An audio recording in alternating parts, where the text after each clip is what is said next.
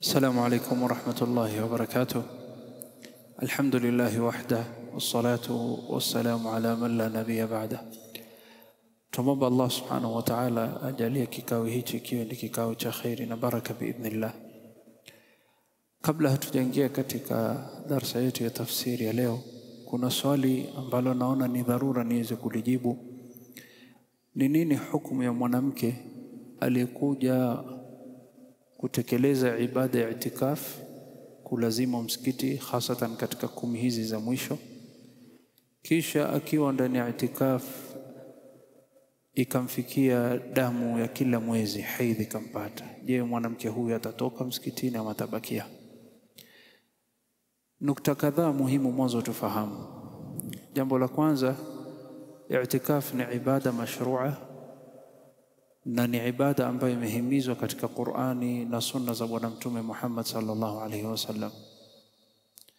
Mathalan, katika Qur'ani Mwenyezi Mungu asema wala tubashiruhunna wa antum akifuna fil masajid. Allah asema usimkaribie mke wako wala usiwe ni mwenye kumgusa kama namna unavomgusa kabla hujafanya tendo la ndoa, kama mko katika itikafu. Hairuhusiwi mke wako kuzungumza maneno ya upuzi, maneno ambayo mtakuwa ni wenye kuwasha injini. Hairuhusiwi. Wa antum akifuna fil masajid. Na ibada hii ni sunna, na tunajua ya kwamba ibada saa zingine kuna wajib na kuna sunna. Kama vile ukiswali leo salati al-maghrib ni wajib, na ukiswali raka 2 baada salati al-maghrib ni sunna. Na hiyo sunna ukiswali ni khiari, ukiswali ni kwa faida yako, na usiposwali haupati madhambi, lakini umekosa khairi kubwa. Kwa hivyo ibada hii ni sunna wala si wajib, ila kuna hali moja ibada ya itikafi inakuwa ni lazima na inakuwa ni wajib. Na hiyo itakuwa ni wajib ikiwa umetia nadhiri ukajilazimisha. Allah subhanahu wa ta'ala asema katika Qur'ani yufuna bin nadhri. An-nadhar, kutia nadhiri, ni kujilazimishia ibada ambayo Mwenyezi Mungu hajakulazimishia. Mathalan, umekuwa tafuta kazi, waenda interview, ukatiania ukasema kazi hii mimi nikipata nitafunga siku 3 kumshukuru Allah. Ibada hii ya somo ya siku 3, ikiwa utaenda interview na kazi uipate, inakuwa ni lazima ufunge sasa. Lakini kabla hapo hakuna mtu aliyekulazimisha. Sasa hii ibada ya kutiania kwamba nitafanya jambo fulani ikiwa Allah atanifanyia jambo fulani, ikiwa Allah atanipa hii kazi mimi nitafunga siku 3. Sasa wewe ndio umejilazimisha hizi ibada na hakuna aliyekulazimisha, na hii huitwa nadhar. Sasa ulama wanasema ikiwa mtu ametia nadhiri katika itikafi yake, sasa inakuwa ni lazima, japokuwa ni sunna lakini inakuwa ni lazima. Mathalan, mtu amekuwa mgonjwa, la samahallah, amepatikana na kansa, akaenda kufanywa chemotherapy, akatiania akasema ya Rabbi, nikipona mimi nitaingia itikaf siku 10 ya mwisho katika Ramadhani. Kisha akapona. Sasa hii itikaf si sunna tena, imekuwa ni wajib. Nafikiri mmefahamu Na katika sifa ya watu wa motoni, katika sifa ya watu wa peponi ni kwamba wakitia nadhiri wanatimiza. Yufuna bin nadhr.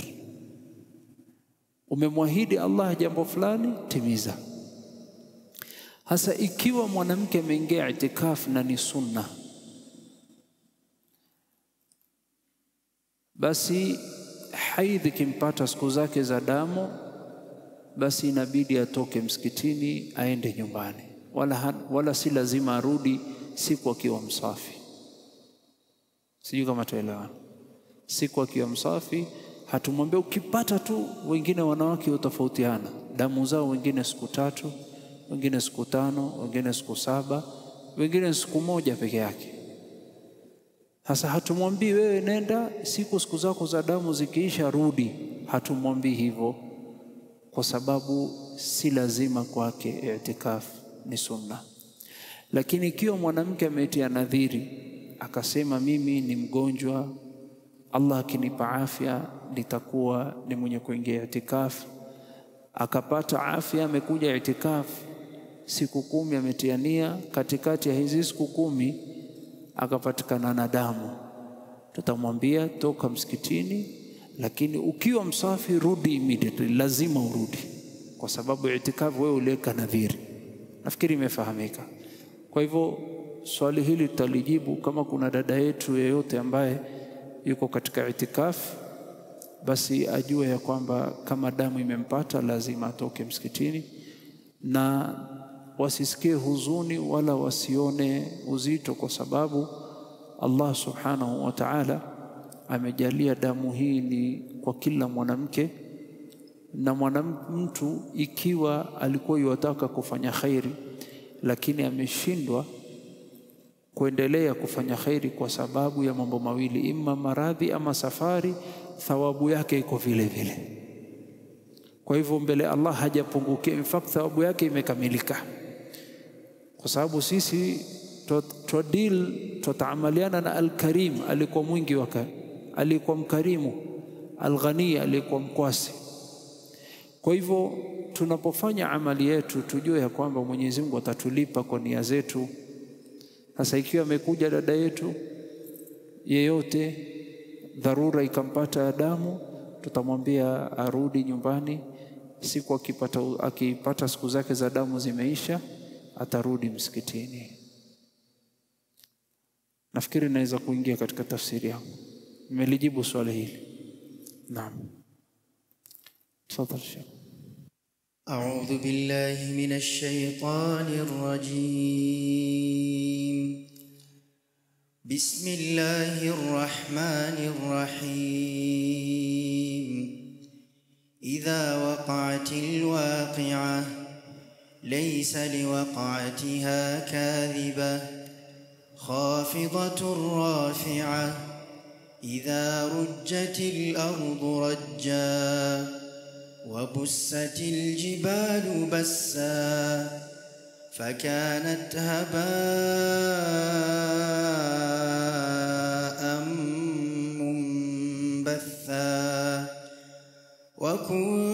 وكنتم أزواجا ثلاثة فأصحاب الميمنة ما أصحاب الميمنة وأصحاب المشأمة ما أصحاب المشأمة والسابقون السابقون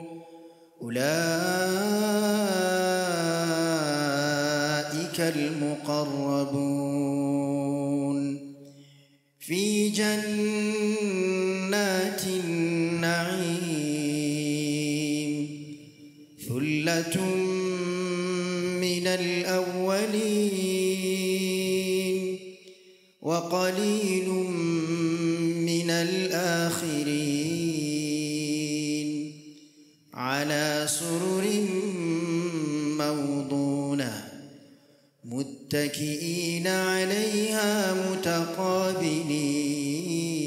متقابلين يطوف عليهم ولدان مخلدون بأكواب وأباريق وكأس من معين لا يصدعون عنها ولا ينزفون وفاكهة مما يتخيرون ولحم طير مما يشتهون وحور عين وحور عين كأمثال اللؤلؤ المكنون جزاء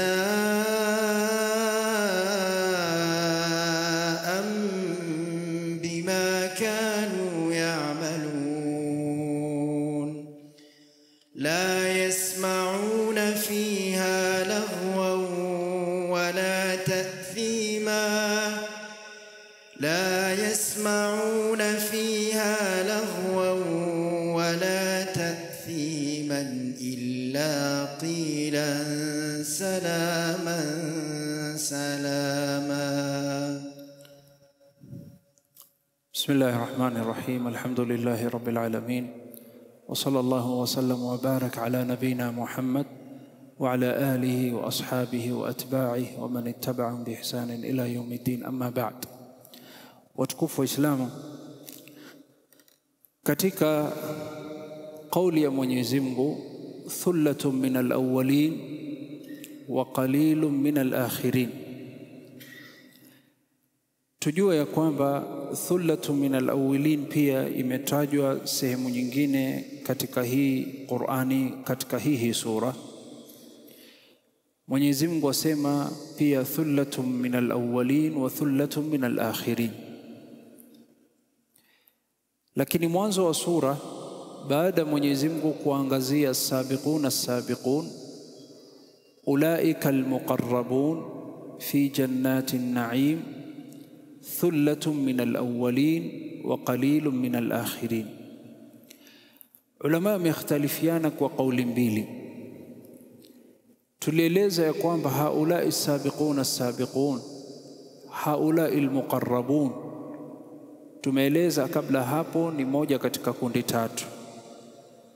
Wa kuntum azwajan thalatha fa ashabul maymanati ma ashabul maymana wa ashabul mash'amati ma ashabul mash'ama was-sabiqun as-sabiqun. Katika kutaja azwajan thalatha, Allah subhanahu wa ta'ala ameeleza kundi hizi tatu, lakini baadaye tunaona ya kwamba Mwenyezi Mungu aanza kufafanua kulingana na daraja zao. Na hapa Mwenyezi Mungu aanza kuangazia daraja ya juu kabisa, as-sabiqun as-sabiqun. Kisha baada hapo Mwenyezi Mungu aanza kuangazia neema watakaopewa ashabul maymana, kisha daraja ya chini ashabul mash'ama. Ama haulai muqarrabun, na tukaeleza maana fi jannatin na'im, na katika darasa iliyotangulia tukaeleza ni neema gani ambazo zinazowasubiri watu katika janna. Tumomba Allah tujalie na sisi tupate hizo neema.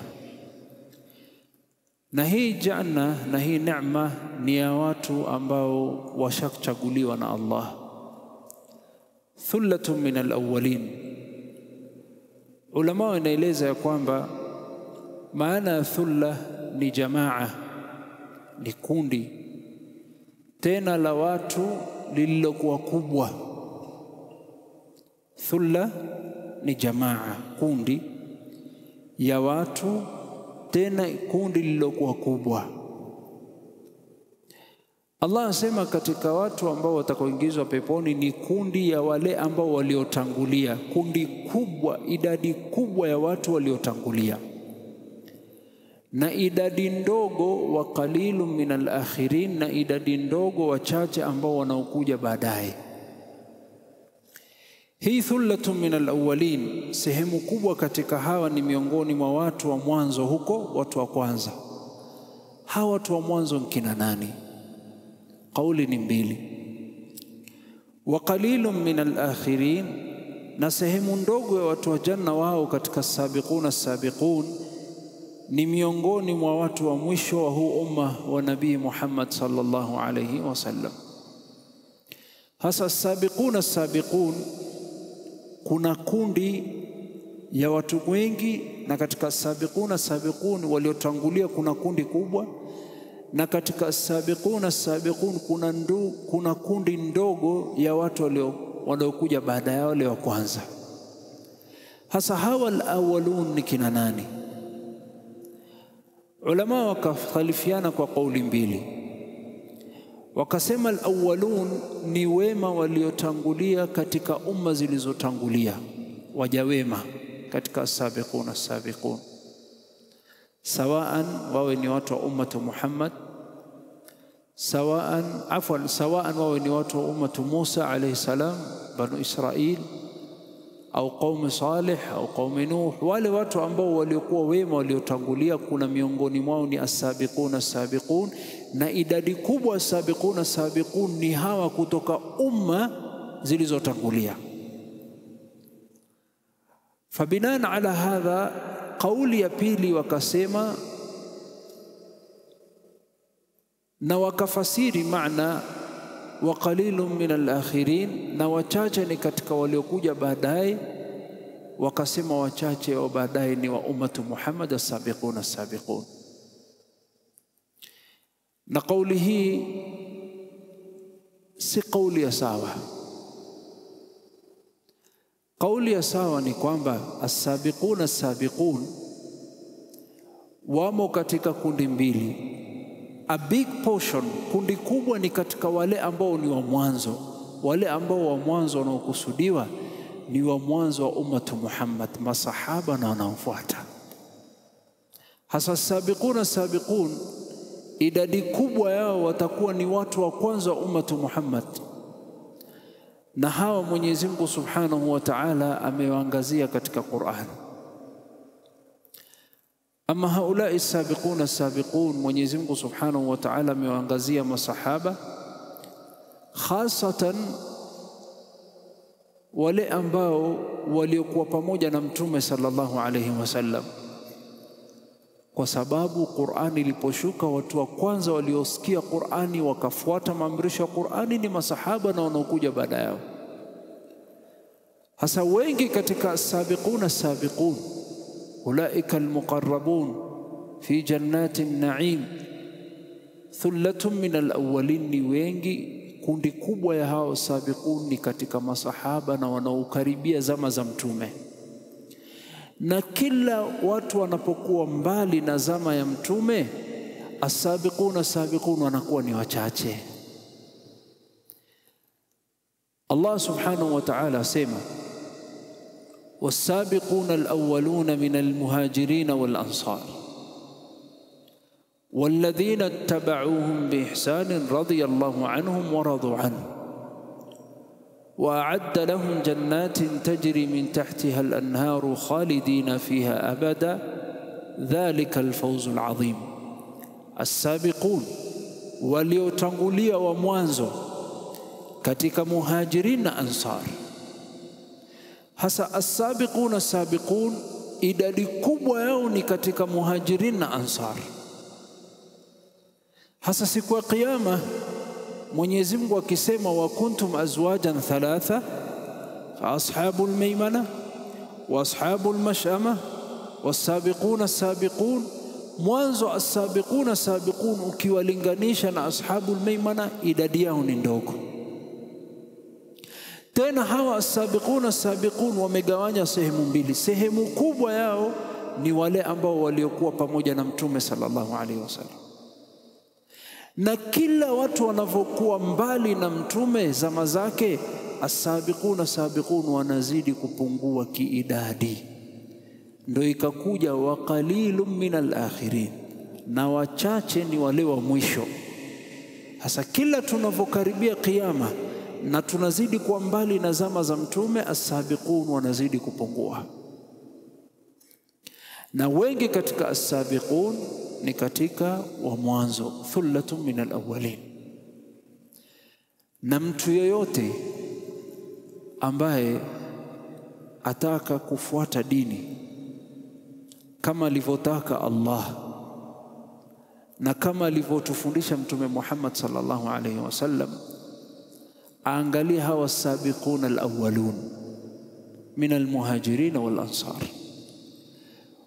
Kama kweli wataka kufuata dini ya Mwenyezi Mungu kama vile alivyoshukisha na kama vile alivyotufundisha Mtume wake Muhammad sallallahu alaihi wasallam, and you're serious about it, Angalia as-sabiquna al-awwalun, muhajirin walichukulia vipi hii dini na ansar walichukulia vipi hii dini. Lakini ukija kufuata wa zamani, hutaki kufuata masahaba, wataka kufuata wa sasa. Baada miaka 1400 mtume kufa, 1400 years ago mtume alikufa, salawatu rabbi wa salamu alayhi. Wewe umeamua usiwafuate masahaba, wataka kufuata mtu ambaye anayekufundisha dini ya Kiislamu kulingana na zama hii tofauti na inaenda kinyume na vile masahaba, huyo atakupoteza. Kwa nini? Kwa sababu waqalilu minal akhirin, ni wachache katika zama za mwisho ndo wanakuwa ni katika as-sabiquna sabiqun. Hasa wewe gani ndo bora kwako? Kufuata dini namna walivyokuwa hawa masahaba, ama mtu aliyekuja shekhe aliyekuja jana na juzi akueleza mambo mapya ambayo hata masahaba hawalikuwa hawajui? Ubora ni kufuata ufahamu wa masahaba. Kwa nini tufuate masahaba? Na kwa nini tuwe ni wenye kuangalia mwenendo wao na kufahamu dini kama vile walivyokuja wao, walivyotufundisha, na kufahamu dini kama walivyofahamu wao? Kwa sababu 4 za msingi nitakaowapatia leo. Mtu akienda kuapply kazi mahali, katika application na CV lazima andike kitu inayojulikana kama referees, sio? Wewe ni nani anakurecommend? Ili ukienda kuapply kazi na fulani jina lake liko pale na namba yake atapigiwa, huyu mtu amekuja amekuandika kama referee. Kwa sababu mtu yakwambia, Sheikh, mimi nataka nikuandike kama referee katika CV yangu. Wale wenye kampuni wanakupigia kwambia huu wamjua, na wewe utasema ukweli unavyojua, kwa sababu Allah ametukataza tutoe ushahidi wa uongo. Utasema mambo vile ilivyo. Mfano mwingine, amekuja kijana ameleta posa kwako, wewe humjui, utaambia wewe sikujui, lakini nilete watu ambao wanaokujua watakao kurecommend nikupatie msichana wangu. Hivi ndio ilivyo. Mtu humjui, just because kijana humjui haimaanishi wewe sikujui, nenda zako. Wamuuliza, wewe nani akujuae? Waelewana na nani? Atakwambia mimi fulani yanijua, fulani yanijua, fulani yanijua. Kadhalika katika biashara, mtu amekuja anunua bidhaa kisha akakwambia nataka unikopeshe, nitarudisha na faida, nikopeshe bidhaa, nikiuza nitakurudishia pesa zako. Ambia wewe sikujui bwana. Ambia mimi mtu wa kupiga simu, ambia huyo mimi namjua, mimi nachukua majukumu na masuhulia. Sivyo? Masahaba Allah ndio amewapatia recommendation. Kuna kitu kubwa zaidi ya hiyo? Wallahi hakuna. Recommendation ya masahaba imetoka kutoka Allah, na recommendation ya masahaba imetoka kutoka Rasulullah. Hasa wewe dini yako utatafuta vipi tofauti na hawa, kutoka hawa ukaenda ukatafuta wengine? Hasa mtu akikuletea jambo jipya katika dini na hujui, swali la kwanza jiulize, masahaba walifahamu vipi? Allah atoa recommendation, asema wasabiquna alawwaluna min almuhajirin wal ansar walladhina ittaba'uhum biihsan radiyallahu anhum. Allah asema nimewaridhia hawa, I'm happy with them, mimi nimewarecommend. Na Mtume Muhammad sallallahu alaihi wasallam asema juu ya ummatu Muhammad, khairun nasi qarni thumma alladhina yalunahum thumma alladhina yalunahum. Asema qarni bora, the best generation. Wajua wewe ni generation, wewe hapa ulivyo. Mzazi wako ni generation nyingine, babu yako ni generation nyingine, mtoto wako ni generation nyingine.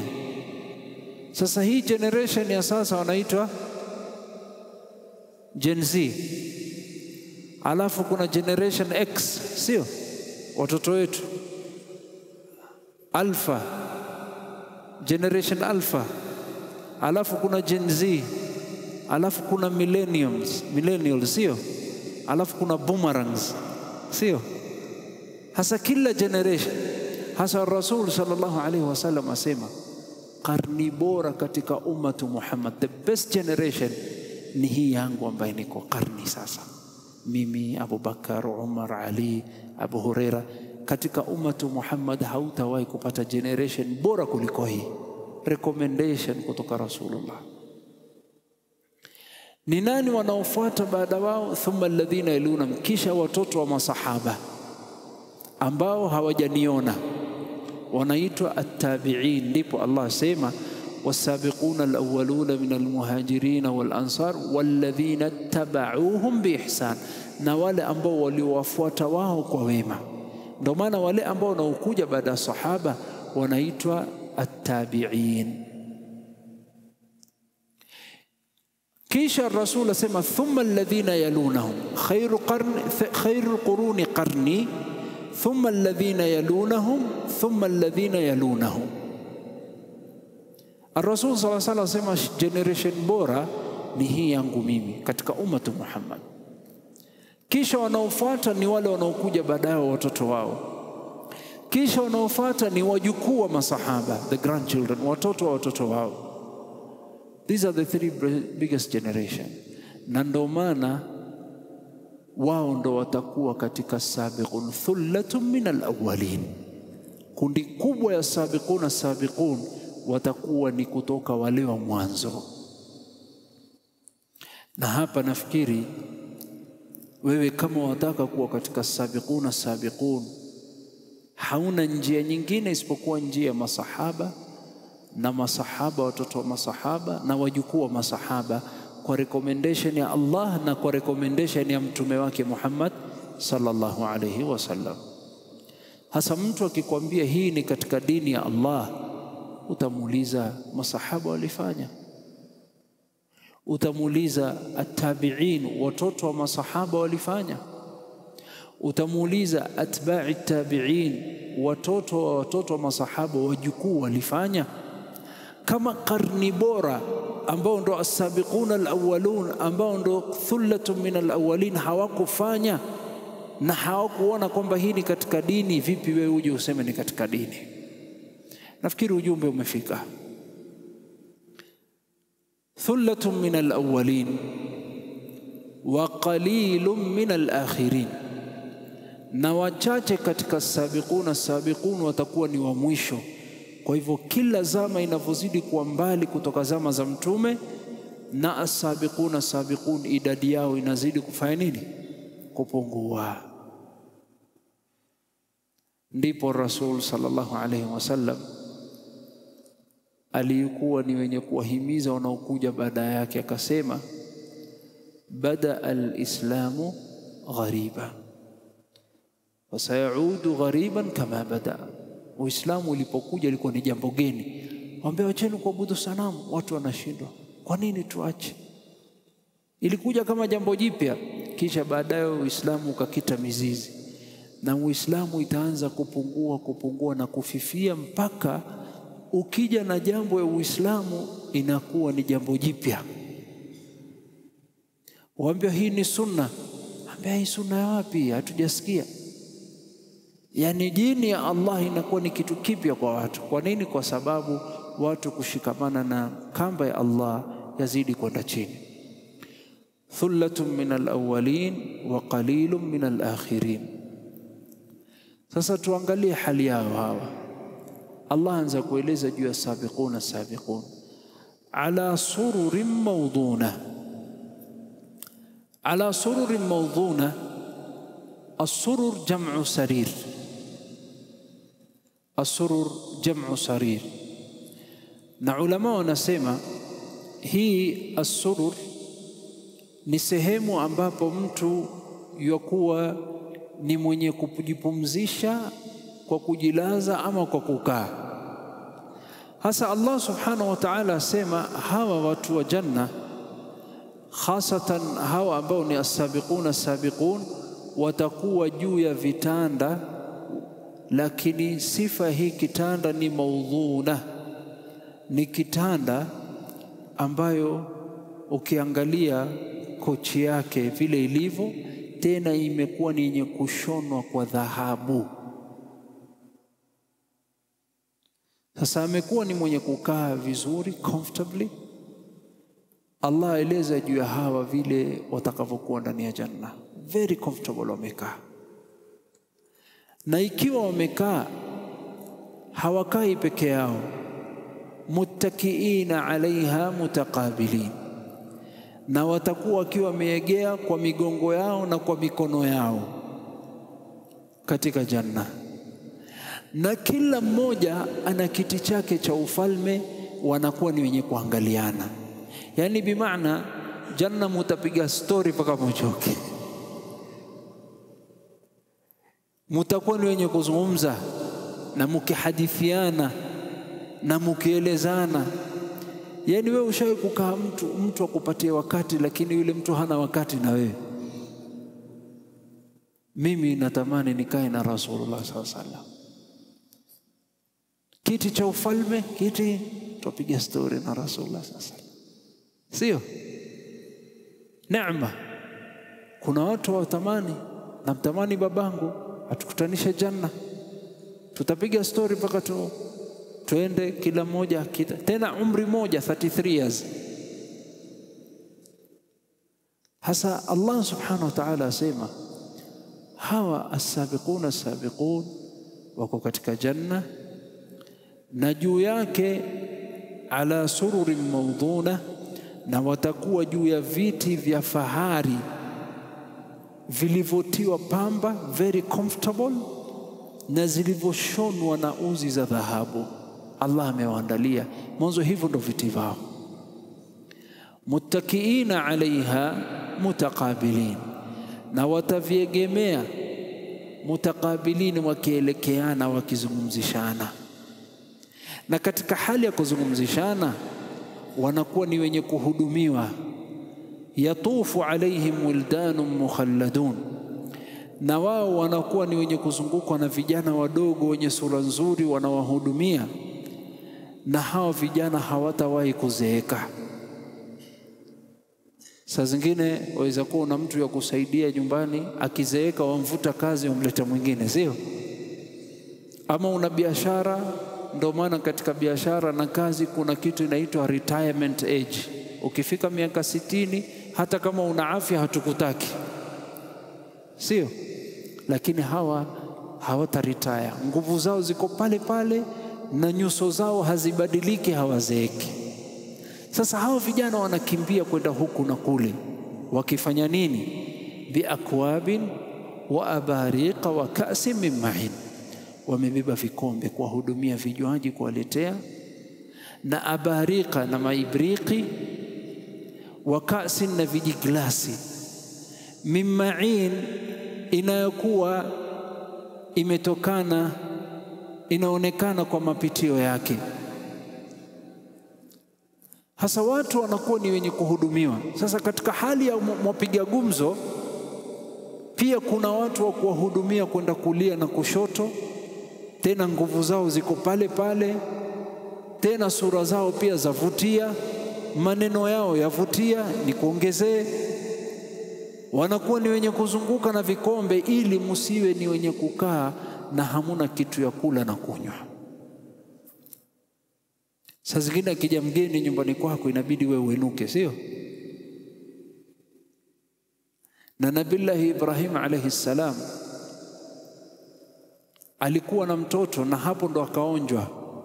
Nabii Ibrahim alayhi salam hakupata mtoto miaka mingi, lakini siku alipompata Nabii Ismail, ikawa sasa Ismail ameanza kuwa. Hasa hakuna haja Nabii Ibrahim kujisumbua, yomletea babake, nenda kule, nenda kule.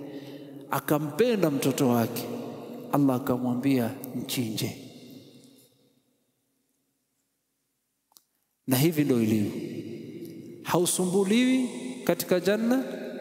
Watoto wa kuhudumia na vijana na wako barabara, Lakini mnapokunywa vinywaji hivi, kuna vinywaji na tulitaja jana katika darsa, kuna mito mingapi? 4. Ma'in ghairi asin, maji ambayo haibadiliki. Khamrin ladhatin lisharibin, na pombe ambayo ni ladha kwa watu. Kuna watu wanaona sijui champagne kufungua na nini, usikaribie.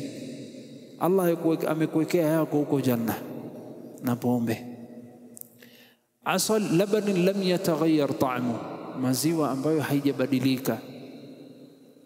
Kisha pia kuna asalin musaffa, asali iliyokuwa safi. Hasa nyinyi mwatiliwa mnachotaka, na mwakuwa ni wenye kunywa kwa raha na starehe, na mwahudumiwa na ile pombe mnayokunywa. Allah yuwasifu yasema, la yusaddauna anha wala yunzifun, na hiyo pombe mnapoinywa hawataumwa na vichwa kwa kuvinywa vinywaji hivyo, wala hawatatokwa na akili. Na hizi ndo sifa mbili za pombe, kando na harufu yake mbaya, kando na aibu inayokuletea, kando na shida inayokuletea. Hii ndo shida ya pombe. Ya kwanza ni kwamba ukinywa utakuwa ni mwenye kupoteza akili. Na khamr imeitwa khamr kwa sababu gani? Liannahu yukhammiru al-aql. Khamr ni kifiniko ya ziba, ni kama nguo ya ziba. Sasa khamr manake, ndo maana wasichana inaitwa qimar, ile wenye kufinika uso, sio? Sasa khamr inafinika akili yako, you cannot reason well. Ndo maana utamwona mtu alielewa azungumza bila kipimo, na mtu akilewa ni mkweli, siri zote yatoa. Kwa nini? Kwa sababu hana akili ya kupima vitu, hana akili ya kuweza kusema hii yasatakana niseme na nisiseme. Si maneno peke yake, kadhalika vitendo. Haidhuru akizini, haidhuru akikojoa barabarani, hakuna tofauti kwake, there is no difference, kwa sababu akili aliyopewa na Allah amefanya nini? Ameifinika kupitia hiyo pombe. Hasa Allah asema, kisha baadaye akiamka asubuhi, mtu aliyekunywa pombe usiku yaumwa na kichwa, yataka kula dawa ya kutuliza kichwa. Allah lakini yasema juu ya neema na vinywaji na pombe ya janna, la yusaddauna anha, hawapati kuumwa na vichwa baada ya kunywa, wala yunzifun, wala hawapati kurukwa na kupotea akili. Je, ni vinywaji peke yake? wafakihatin mimma yatakhayyarun, kando na vinywaji watapewa na matunda namna kwa namna kama watakayopenda. Kwa hivyo katika neema wanaopewa ni kwamba kando na vinywaji kuna matunda ya kila aina, namna tofauti tofauti, wachagua unachotaka, tena bila kipimo. Katika sifa za matunda ya janna Allah asema qutufuha daniya, yani waona mti, kuna tunda, kuna embe, kuna zabibu au kuna grapes, yani ukiitamani ile mti aja chini mpaka karibu na mdomo wako waichukua, sivyo? Wafakihatin mimma yatakhayyarun, na watapewa matunda namna tofauti tofauti kama watakavyopenda. Wataka hii chukua, wataka hii chukua, hakuna pipimo. Tayib, na proteins, hakuna nyama. Allah asema biakwabin wa abariqa wa ka'sin min ma'in la yusaddauna anha wa la yunzifun wa fakihatin mimma yatakhayyarun wa lahmi tayrin mimma yashtahun, na watakuwa ni wenye kula nyama ndege, wanayotaka. Hii ndio nyama unayokula. Ndege yote unayotaka, namtaka yule pap mara moja, nataka kuku pap mara moja. Allah asema walahmi tayri mimma yashtahun, na nyama za ndege kama watakavyotamani wenyewe, hulazimishwi kuna hii kuna hii kuna hii, chagua utakalo. Na mtu akiwa amekula, amekunywa, ameshiba, yahitaji nini baada hapo? Ahitaji mke. Hapo hapo Allah asema wa hurul ain, na wanawake pia wako.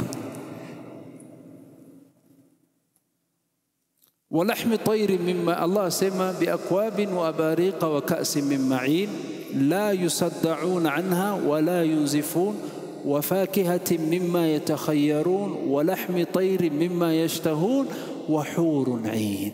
Na kuna mabanati wazuri ambao macho zao ni makubwa, sehemu ya nyeupe ni nyeupe na sehemu ya nyeusi ni nyeusi, kaamthali lu'lu'il maknun, na wanapendeza na usafi, utafikiri wanakuwa hawajapigwa na jua, wala hawajakuwa ni wenye kubadilika rangi, wala hawajakuwa ni wenye kupigwa na upepo, wala hawajakuwa ni wenye kupandwa na vumbi, fresh from the factory.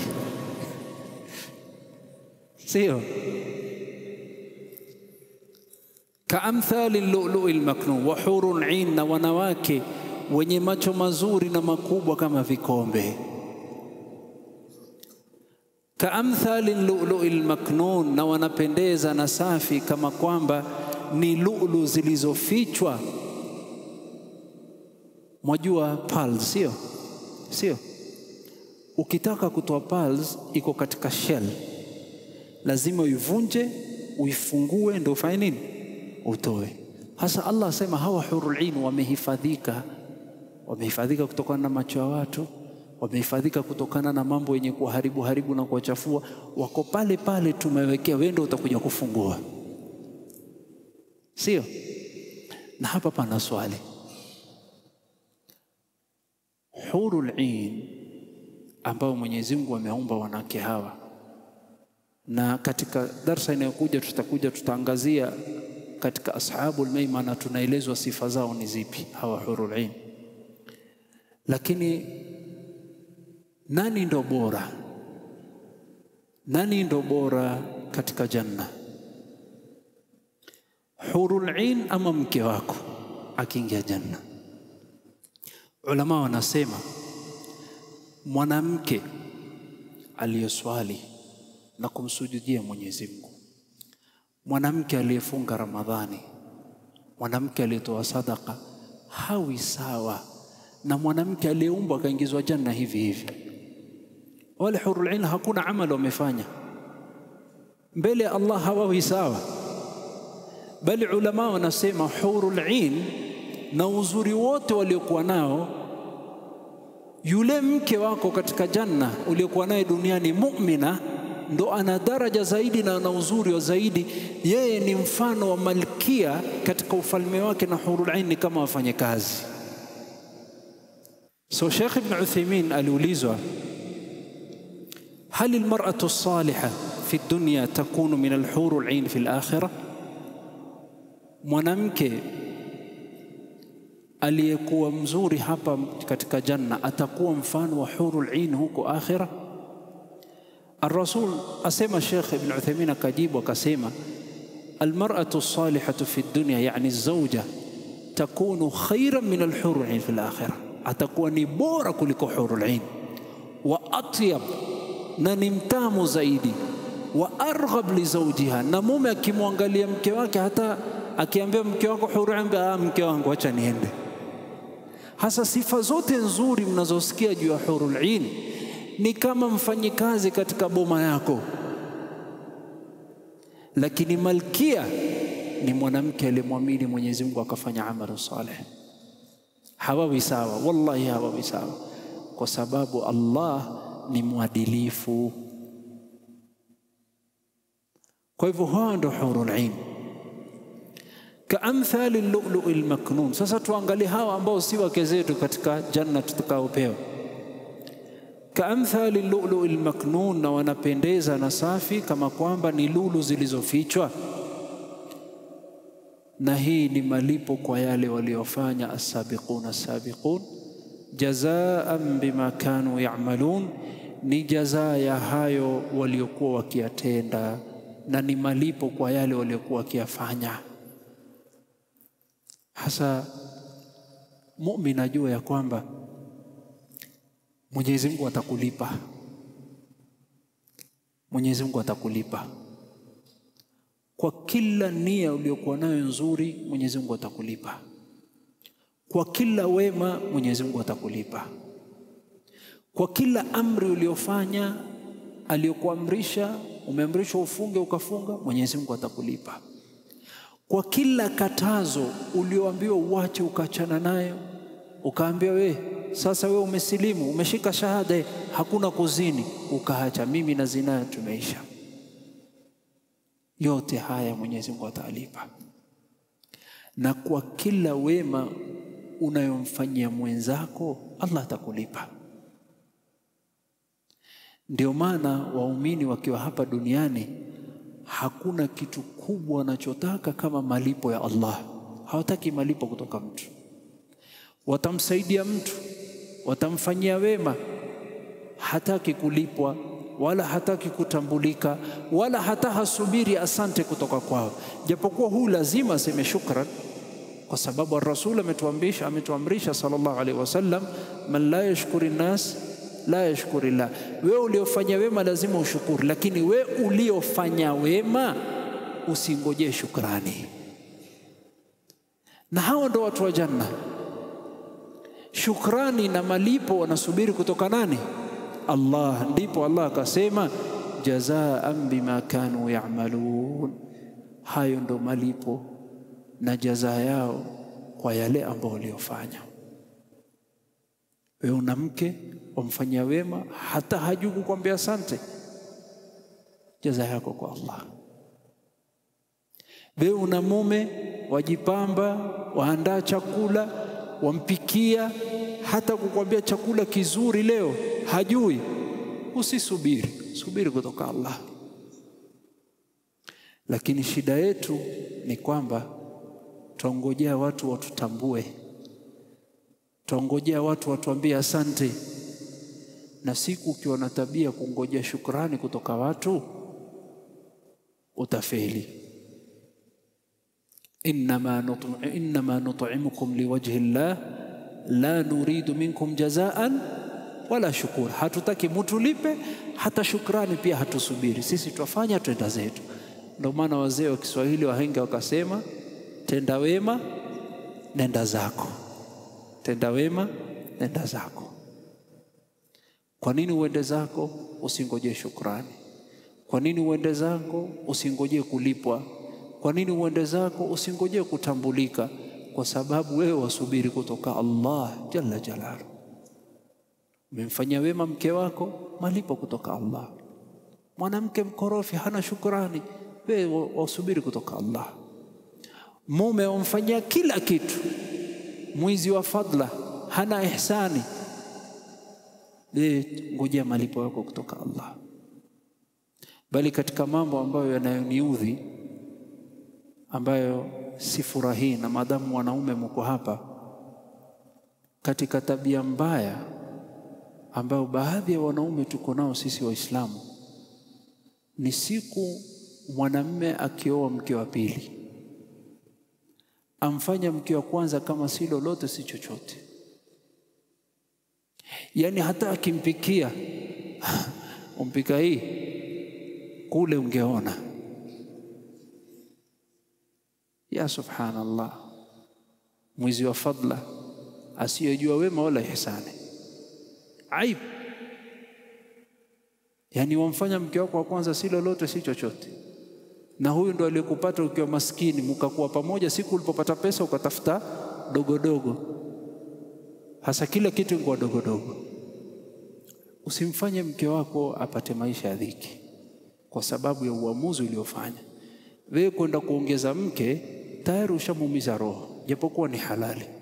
Sasa ile kumuumiza roho usisugue kwa kumwambia maneno mabaya na machafu. Siku 2-3 mkwenda kukula kuja hapa kamba, mbona hivi, si umezoea kila siku ni hivyo? Ama sasa mkwenda kuona mapya ndo waja maudhia maneno. Ndio maana wanawake mimi wanawaambia, ukifanya wema subiri malipo kutoka Allah. Kadhalika mzazi kwa watoto wake, umelea watoto wako, ulikuwa na matarajio kutoka kwao, hawa nimewasomesha, huyu nilikuwa na bidii naye, lakini kijana wako siku alioa ameenda na mke wake amekusahau. Kwa hiyo ngoja malipo yako kutoka nani? Kutoka Allah. Kwa nini? Kwa sababu malipo ya Allah ni kubwa kuliko ya mwanadamu.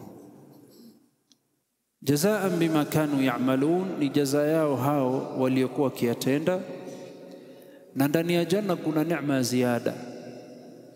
La yasma'una fiha lagwan wala ta'thima, na ndani ya janna hawapati mambo yenye kuwasumbua, mambo yenye kuwaudhi, maneno yenye kuwachoma hawapati. Sawaan iwe ni lagwan, iwe ni mambo ya upuzi, wala ta'thima, au sawaan iwe ni maneno ambayo ni ya madhambi. Mathalan maneno upuzi, mathalan boli Arsenal na Manchester, laghu, sina shida nayo, yote ni upuzi. Sawa ni Chelsea pia, usione kama na support Chelsea, yote group moja, laghu. Au ta'thima, au ni maneno ya madhambi, mathalan kusengenya, wamtaja mtu kwa ubaya. Hakuna katika janna hizo. Hakuna mshene, hakuna udaku na umbea na usabasi, hakuna janna. Illa qilan salaman salama, na katika janna isipokuwa ni maneno ya salama na maneno ya amani na maneno mazuri.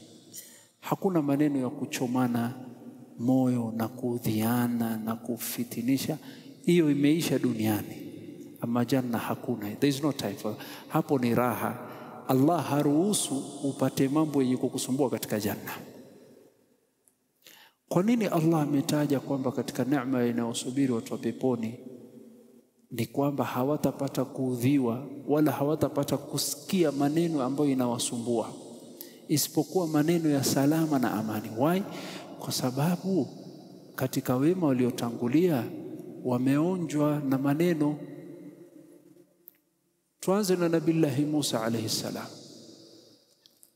Nabillahi Musa alayhi salam ameudhiwa sana na watu wake Banu Israili, na kila hatua aliyokuwa akifanya Nabillahi Musa walikuwa wakileta maneno, wakifasiri vibaya, wajaribu kuipatia maana mbaya. Na Banu Israili namna walivyomudhi Nabillahi Musa alayhi salam, kiasi cha kuwa Nabillahi Musa alayhi salam alikuwa ni mwingi wa haya, alikuwa ni mtu wa imani. Sasa zamani hakuna shawa, hakuna bafu, so watu wanaenda kuoga wapi? Mtoni, at the river. Hasa yeye Nabillahi Musa alayhi salam akienda kuoga yuajificha peke yake, haogi uchi mbele ya watu, ni mwingi wa haya. Na Banu Israili wengine wanaoga tuputupu pamoja. Ukosefu wa adabu waliokuwa nayo Banu Israili, wakaanza kumsengenya Nabillahi Musa, akamwambia ona yule ajificha ficha ana aibu katika mwili wake. Wakaulizana wengine, aibu gani? Si tuamwona. Aibu iko katika sehemu yake ya siri, ni kubwa kule chini, ile sehemu naita balls, magololi, sio?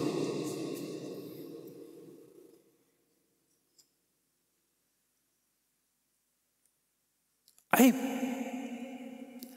Habari hii kaenea katika Banu Israili, na hii ni maradhi watu wako nao, wengine inafika mpaka kwa magoti,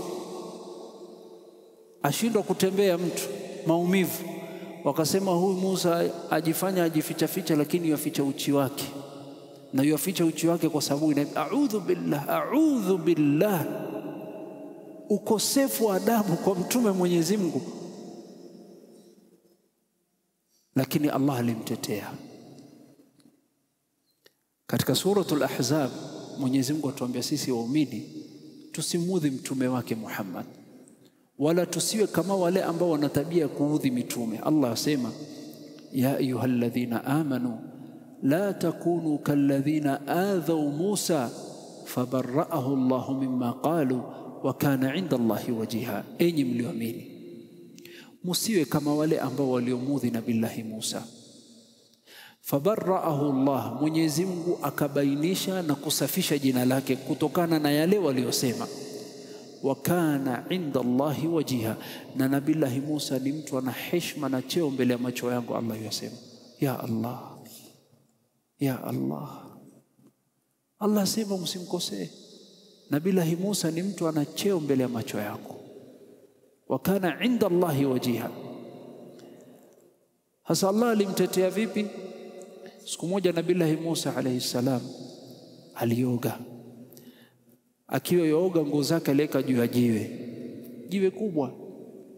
Akaingia kuoga, akitoka kuja kutoka kuchukua nguo yake, lile jiwe likainuka likaanza kwenda mbele. Nabillahi Musa akachukua bokora akaipiga na kuifuata.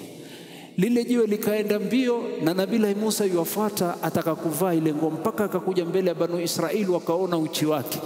Kumbe huu uchi wake haina kitu, alikuwa yaona haya.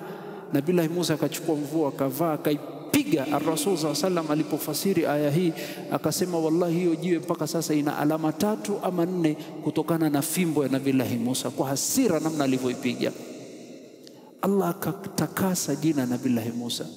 Mtume wangu hana aibu, yafuata maamrisho yangu. Hasa Banu Israeli kwanza hiyo wakafanya nini? Wakanyamaza.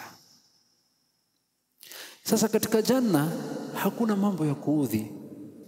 Nabillahi Muhammad sallallahu alaihi wasallam ameudhiwa, akaitwa kahin, akaitwa kadhib, akaitwa sahir, akaitwa majnun.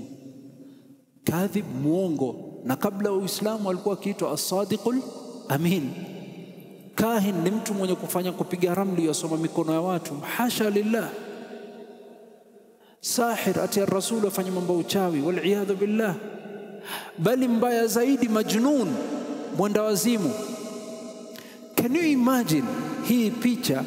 Mtume Muhammad sallallahu alaihi wasallam afanyia watu da'wa na kuwailita na kuwalingania katika dini na imani na kuambia wacheni kuabudu masanamu na mkaabudu miungu ambayo mwatengeneza kwa mikono yenu. Vipi kitu watengeneza kwa mkono wako kisha useme ndo Mungu wangu? Mwabuduni Allah. Ammi yake Abu Lahab yuko nyuma yake, ambia huyu msimsikize, huyu ni mtoto wangu mwendazimu, msimsikize. Can you imagine? Maneno yanamudhi mpaka ar-Rasul kifua chake kimebanwa. Allah mwambia mtume wake walaqad na'lamu annaka yadhiqu sadruka bima yaqulun. Mtume wangu, najua dhiki uliobeba katika kifua chako kwa sababu ya maneno ya hawa. Najua mtume wangu. Kwa nini Allah ametaja hii neema? Kwa sababu duniani utaudhiwa. Yani atafadhali mtu kukupiga kuliko kukuembea, kuliko yeye kusema baadhi ya maneno anayosema. Afadhali mtu akupiga kutoe damu. Kwa nini? Kwa sababu mtu akikupiga amekupiga mwili, lakini maneno mtu amekuwekea kidonda kwa moyo wako, anakudunga katika moyo. Hasa katika janna hakuna hiyo. Kumalizia, katika wanawake ambao waliopata taabu katika dunia hii kupitia maneno ya watu ni mke wa kwanza wa Mtume sallallahu alaihi wasallam, Ummul Mu'minin Khadija. Ar-Rasul sallallahu alaihi wasallam hajawahi kupata mwanamke kama Khadija. Hata baada ya Khadija kufa hakuwahi kumsahau. Kiasi cha kuwa ar-Rasul sallallahu alaihi wasallam alikuwa akitaja wema wake baada ya kufa, mpaka Aisha siku moja akasema machiwa. Akamwambia Allah ankubadilishia wewe, mtaja mwanamke aliyezeeka, mimi msichana mdogo umenipata. Ar-Rasul akakasirika. Kaambia hujui Khadija nani kwangu? Allah alinipatia utulivu nilipokuwa naye. Allah alinijalia, Allah alinifungulia mali. Nilipata mimi kushika mali nilikuwa maskini. Kupata mali baada ya kumwoa Khadija ndo Allah amenifungulia. Allah amenijalia nimepata watoto, watu kuniita baba kupitia Khadija. Vipi wewe sawa na Khadija? Wallahi Mwenyezi Mungu hajanipatia badala bora, usijione kwamba umfikia. Ar-Rasul akakasirika kwa sababu Khadija ndo mwanamke Rasul alikuwa akimwendea nyumbani na kumpatia utulivu wakati dhiki inapozidi. Na dhiki hii haikumpata Mtume Muhammad sallallahu alaihi wasallam. Khadija pia alikuwa akiudhiwa kwa maneno. Mume wake hivi, mume wake, maneno yanamuumiza roho. Mume wake alikuwa mwandazimu, sijui kwa nini bado yuko naye. Mchawi, ajifanya, maneno juu ya maneno. Siku moja Ar-Rasul sallallahu alaihi wasallam ikiwa ameenda mahali juu ya jabali, Khadija ametoka Makka, ambeba chakula mletea Rasulullah sallallahu alaihi wasallam, mwanamke wa umri zaidi ya miaka 50. Jibril ametumwa na Allah, akaja kwa Mtume Muhammad sallallahu alaihi wasallam, akamwambia, ya Rasulullah, nimekuja, Khadija yuaje kukuletea chakula. Na huu Khadija nimetumwa na Allah kuhusiana naye. Umeambiwaje? Mwambie kwamba Allah yomsalimia. Na mimi pia mwambie namsalimia. Na mwambie Allah baada kumsalimia na baada kumpa salamu zangu, mwambie katika janna ameandaliwa nyumba katika pepo, hakuna fujo wala maneno wala chuchuchu cha watu, atapumzika na haya maneno. Akaenda zake Jibril. Ghafla mama yetu Khadija ambeba chakula kwa Mtume sallallahu alaihi wasallam, ampakulia, ambia Khadija, na bishara na salamu zako kutoka nani? Kutoka Allah, akupa salamu. Allahu akbar, Allahumma anta salam wa minka salam. Akakwambia kuna sehemu katika janna umeandaliwa nyumba yako ya ufalme, na kule hautapata mtu mwenye kukuudhi kwa maneno, qila salaman salama. Na Jibril pia akupa salamu wa alayhi salam, yeye pia anashakusalimia. Allah yuataja neema hii ya kwamba katika janna hakuna maneno yenye kuumiza roho, kwa sababu hapa duniani hautakosa wenye kukuumiza roho. Na mbaya zaidi, wenye kukuumiza roho ni watu ambao unaowapenda, si mbali. Watu unaowapenda, watu ambao pia ni karibu na wewe, wanakujua, wasema neno waifasiri vibaya, wakusingizia uongo, maneno hujasema, wakuzuilia, yani maneno. Lakini mkiingia janna, Allah asema la yasma'una fiha lagwan wala ta'thima illa qila salaman salama. Allah asema katika janna, na hawatasikia humo maneno ya upuzi wala maneno ya dhambi, isipokuwa maneno ya salama na amani. Hii ndo Allah amewaandalia as-sabiquna sabiqun ulaika al-muqarrabun fi jannatin na'im thullatun min al-awwalin wa qalilun min al-akhirin. Sasa hii ndo daraja ya juu. Kisha Allah yasema kuzungumza daraja inayofuata, wa ashabul yamini ma ashabul yamin. Na wale watu wa khairi, na watakuwa namna gani hawa watu wa khairi? Tutajua darasa inayofuata inshallah.